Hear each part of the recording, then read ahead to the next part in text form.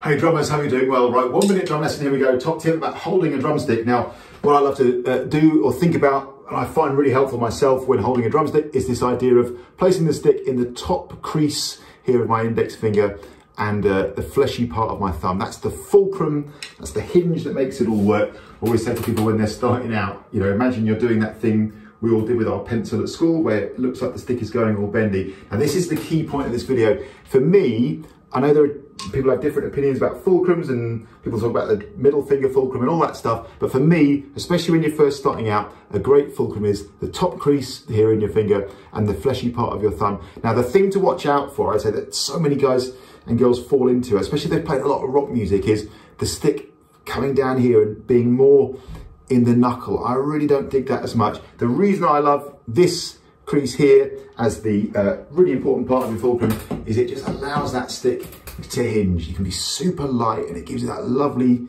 true fulcrum, that lovely hinge. When we just get a little further down the line, I think in any case it produces a great sound and is a really lovely grip. When we get a little further down the line, grade 2 into grade 3, we start bouncing the stick and thinking about bounce double strokes and all that lovely stuff, finger control, all that business.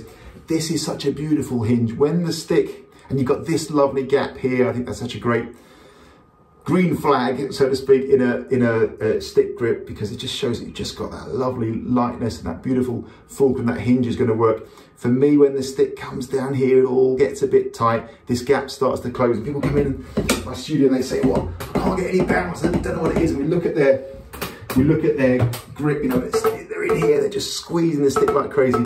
Compare this with this. You've got that beautiful bounce.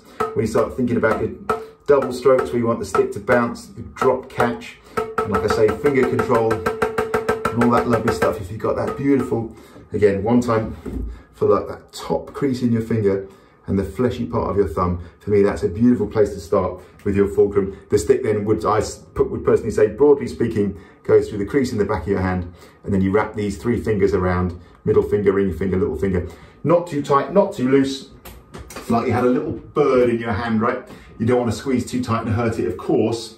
If you were too loose with it, it would wriggle out and fly off. So if you move your wrist up and down with your stick like this, you just kind of feel it and hear it wobble ever so slightly, but there's no danger you're going to let go of it. And then when you're playing, you've got that beautiful sense of the stick resonating. As you tighten up, it's never as nice because you just don't get that sound, and the flow isn't there. Obviously you get too loose, which is less common, I would say, when people start. When you get too loose, you lose control of it. One time for luck, I'm going to keep saying it, top crease in your finger, fleshy part of your thumb, they're really nice and loose. And then when you need the stick to bounce, when you want to get it rebounding, when you're playing double strokes, all that lovely stuff where the stick's bouncing back, that's the one. Again, I'm not knocking anybody who does it, I'm not saying it's dead wrong, there is no dead wrong on drums, but for me, when the stick goes down into the knuckle here and this little gap closes up, I just don't like it as much. I just don't think you're going to get that bounce. I just don't think you'll get flow on your hi-hat and the speed and all the rest of it. For me, this is a beautiful thing. It allows me personally, in my own playing, I feel, to stay light and breezy and loose and for the thing to flow. Hope that's helpful, and shout out to everybody who's working on their stick grip and getting started. Rock on, cheers.